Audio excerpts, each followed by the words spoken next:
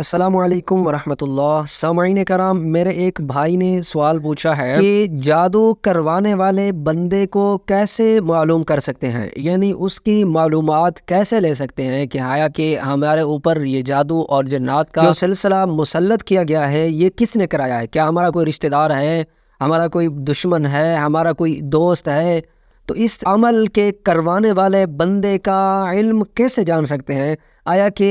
دوبارہ اس بندے سے بندہ محفوظ رہ سکے، تاکہ معلوم ہو سکے کہ اس بندے کے شر سے بندہ اپنے آپ کو بچا لے۔ تو بہت ہی اچھا سوال پوچھا ہے۔ تو میں نے سوچا کہ اس تمام کے لیے میں ایک ویڈیو بنا دیتا ہوں، کیونکہ بہت سارے لوگ اس وجہ سے وہ غلط فہمیوں میں پڑے ہوتے ہیں، اور گھروں میں، خاندانوں میں اسی وجہ سے بہت سارے جھگڑے اور فسادات شروع ہو جاتے ہیں، جنگیں شروع ہو جاتی ہیں، لڑائیاں شروع ہو جاتی ہیں۔ تو بہت سارے خرافات اسی وجہ سے، بنیادی چیزیں یہی ہوتی ہیں کہ کسی نے کہہ دیا کہ آپ کے اوپر آپ کی پھوپھی نے جادو کیا، کسی نے کہہ کیا کہ آپ کے اوپر آپ کے ماموں نے جادو کر دیا، کوئی کہہ رہا ہے کہ آپ کے چاچو نے جادو کر لیا۔ تو اس طریقے سے یہ جو باتیں لوگ بتاتے ہیں، بندہ ان پر عمل کر لیتا ہے اور کوئی چارہ ہی نہیں ہوتا بندے کے پاس۔ ظاہری بات ہے، بندہ اتنی مشکل میں ہوتا ہے جب کوئی اسے کہے کہ اس عمل کو کروانے والا آپ کا چچا ہے، آپ کی پھوپھی ہے، آپ کا ماموں ہے، آپ کا کزن ہے، کوئی بھی ہو سکتا ہے۔ تو بندہ فوراً یہی سمجھتا ہے کہ یار یہ میرا کتنا بڑا دشمن ہے کہ میرے ساتھ اتنے نقصان کر رہا تھا، زیادتی کر رہا تھا۔ ان تمام غلط فہمیوں سے نکلنے کی ضرورت ہے۔ بات یہ ہے کہ کسی کی بات پر کان نہ دھریں، آپ خود معلوم کریں، خود چیک کریں،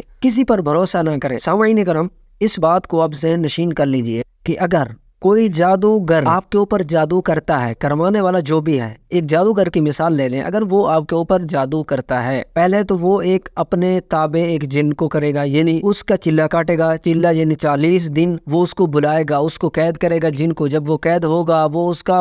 غلام بنے گا، اور اس غلام جن کو یہ آقا بنے گا، حکم دے گا کہ آپ نے فلاں بندے کو تکلیف دینی ہے۔ پھر وہ جن بڑی منتوں اور سماجتوں کے ساتھ جائے گا اس کے اندر، بندے کے اندر، اور اسی تکلیف جو اس نے کہا ہوگا وہ اس کو پہنچانے کی اس بندے کو کوشش کرے گا جس پر جادو کیا ہوا ہوگا۔ تو اس کے بعد اگر آپ کسی بھی ایسے عمل کے پاس چلے جائیں، اس کو کہیں کہ ہمارے اوپر جادو کس نے کیا، تو وہ فوراً آپ کو بتا دیتا ہے کہ آپ کے اوپر آپ کے پھوپھی نے جادو کیا ہے، آپ کے چچو نے جادو کیا ہے، آپ کے ماموں نے جادو کیا ہے۔ اس بات کو یہ سوچئے کہ ایک عامل جادو، کالا جادو کرنے والا عامل جب ایک جن کو 40 دن تک منت سماجت کر کے، ذکر اذکار کر کے اپنے تابع کرتا ہے، اور پھر اس جن کو کسی بندے پر جس پر جادو کرتا ہے اس پر مسلط کرتا ہے، وہ جن اس کے اندر داخل ہوتا ہے اور ان مسائل کو پیدا کرتا ہے جو جادوگر کہتا ہے۔ تو آیا اتنی محنت اور مشقت کرنے کے بعد جب جن اس کو تکلیف دے رہا ہوتا ہے تو آپ کسی بھی جادوگر کے پاس جائیں، وہ آسانی سے کہہ دیتا ہے کہ آپ کے اوپر فلاں نے جادو کیا؟ کیا اتنا آسان ہے؟ اگر اتنا آسان ہوتا تو وہ جادوگر 40 دن محنت کر کے ایک جن کو کیوں بلاتا ہے کہ جب اس کو پتہ بھی چل جائے کہ جادو کروانے والا کون ہے اور کرنے والا کون ہے؟ سامعین، ایسی من گھڑت باتیں ہوتی ہیں، ان باتوں پر کان نہ دھرا کرے۔ یہ صرف انہوں نے اپنی اپنی دکانیں بنائی ہوتی ہیں لوگوں سے پیسے بٹورنے کے لیے، خاندانوں میں جھگڑے اور فسادات شروع کرنے کے لیے، اور یہی وجہ ہوتی ہے خاندانوں کے اندر جھگڑے اور فسادات پیدا ہو جاتے ہیں کہ اللہ کے نبی صلی اللہ علیہ وسلم نے تو کسی کو نہیں بتایا، اسی طرح جیسا کہ آج کا عامل بتاتا ہے کہ آپ کے اوپر فلاں نے جادو کیا ہے، فلاں نے آپ کے اوپر جن بٹھایا ہے۔ اللہ کے نبی نے تو کسی کو نہیں بتایا، حالانکہ اللہ کے نبی کے پاس صلی اللہ علیہ وسلم کے پاس فرشتے آیا کرتے تھے اللہ کا پیغام لے کر، پھر بھی اللہ نے ان کو یہ علم نہیں دیا تھا کہ آپ کسی کا معلوم کر سکیں کہ فلاں کے اوپر جادو ہے، فلاں کے اوپر جن ہے۔ اور اسی طرح اور تیسری بات یہ دیکھیں، یہ سوچنے کا مقام ہے کہ آپ صلی اللہ علیہ وسلم پر جب جادو ہوا تھا تو کتنا عرصہ حضور صلی اللہ علیہ وسلم بیماری کی شدت میں مبتلا رہے، لیکن آپ صلی اللہ علیہ وسلم کو یہی معلوم نہیں تھا کہ میرے اوپر کسی نے جادو کر دیا ہے۔ اس کے باوجود بھی کتنے دنوں تک اس بیماری کو برداشت کیا۔ پھر اس کے بعد اللہ رب العزت نے حضور صلی اللہ علیہ وسلم کو یہی علم دیا کہ فلاں جگہ پر جادو ہے، آپ پر ہوا ہے، اور فلاں چیزیں آپ نکال کر اس کا اثر زائل کریں۔ تو پھر اس کے بعد وہاں چلے گئے اور اس کنویں کے اندر جو چیزیں تھیں وہ اس کو نکالا گیا اور ان کا اثر زائل کیا گیا۔ تو اس بات سے یہ معلوم کر سکے کہ حضور صلی اللہ علیہ وسلم کو جب اپنی ذات کے بارے میں یہ علم نہ ہو سکا کہ میرے اوپر جادو ہے یا بیماری ہے، جب تک اللہ نے نہیں بتایا، تو ایک عامل کیسے بتا سکتا ہے؟ تو یہ سب من گھڑت باتیں ہیں، آپ ان پر بالکل یقین نہ کیا کریں۔ اور ایک دوسرا جو طریقہ ہے وہ میں آپ کو بتاؤں گا کہ آپ کس طریقے سے اپنے اوپر جادو کروانے والے بندے کا معلوم کر سکتے ہیں، خود معلوم کر سکتے ہیں، اور کرنا بھی خود معلوم چاہیے، اور پھر اس کے بعد اس کا اثر بھی کیسے زائل کر سکتے ہیں۔ سامعین کرام، سب سے افضل وقت جو ہے وہ تہجد کا وقت ہے۔ اگر آپ کو کسی بھی چیز کی ضرورت ہے، دنیاوی چیز کی، اخروی چیز کی، اللہ سے مانگنا چاہتے ہیں، آپ تہجد کے وقت اٹھیں، تہجد کی نوافل پڑھیں، اللہ سے دعا مانگیں، انشاءاللہ تعالی اللہ تعالی آپ کی امیدوں کو رد نہیں ہونے دیں گے انشاءاللہ تعالی۔ ہاں، اس عمل کو اگر آپ کے اوپر کوئی ایسی تکلیف ہے، کوئی بیماری ہے، کوئی رزق کی تنگی ہے، کوئی ایسے حالات بن گئے ہیں، آپ دیکھنا چاہتے ہیں کہ آپ کے اوپر کسی نے جادو کیا ہے یا جنات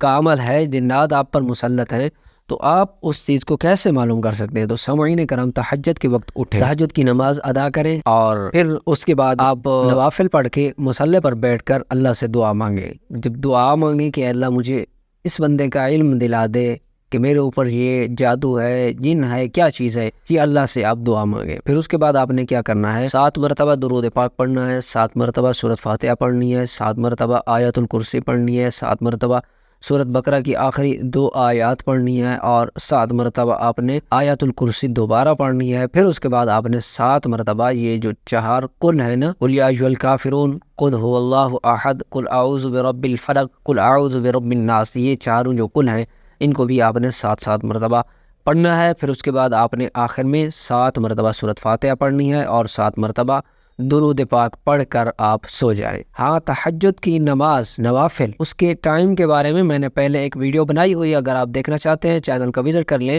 اتنی بات بتاتا چلوں کہ تہجد کی نماز کا وقت عشاء کی نماز کے فوراً بعد شروع ہو جاتا ہے۔ جب بھی آپ عشاء کی نماز آپ ادا کر لیں گے، اس کے بعد تہجد کا وقت شروع ہو جائے گا۔ اب آپ چاہیں تہجد کی نماز 11 بجے پڑھ لیں، 12 بجے پڑھ لیں، 1 بجے پڑھ لیں، جس وقت بھی آپ پڑھ لیں، تہجد کی وہ نوافل ادا کر کے، دعائیں مانگ کر اور یہ وظائف کر کے آپ سو جائیں۔ انشاءاللہ تعالیٰ ایک دن کریں، آپ کو یہ معلومات ساری مل جائیں۔ ذہن میں یہ رکھیں کہ مجھے یہ تکلیف پہنچانے والا بندہ کون ہے، تو انشاءاللہ تعالیٰ پہلی رات میں آپ کو اللہ رب العزت کی طرف سے یہ اشارتاً یا کنایتاً آپ کو بتا دیا جائے گا، یا دوسرے دن، تیسرے،